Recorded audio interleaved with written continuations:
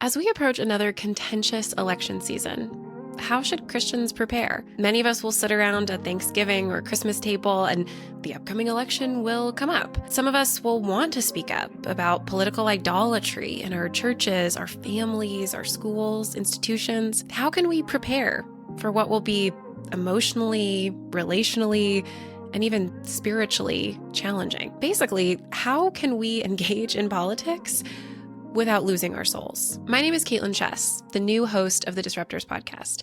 I'm a writer, a speaker, a doctoral student in political theology at Duke University, and the author of 2 books about faith and politics: The Ballad in the Bible, How Scripture Has Been Used and Abused in American Politics and Where We Go From Here, and The Liturgy of Politics, Spiritual Formation for the Sake of Our Neighbor. I grew up in evangelical churches and went to evangelical schools.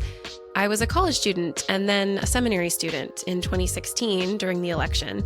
And that divisive and difficult election season prompted me to honestly spend the rest of my life thinking about Christianity and political life. I saw firsthand the way that politics can corrupt our leaders, warp our theology, and even captivate our affections. What would it look like to provide spiritual resources for people struggling to be faithful in an inevitably difficult political context? This is not just a political question.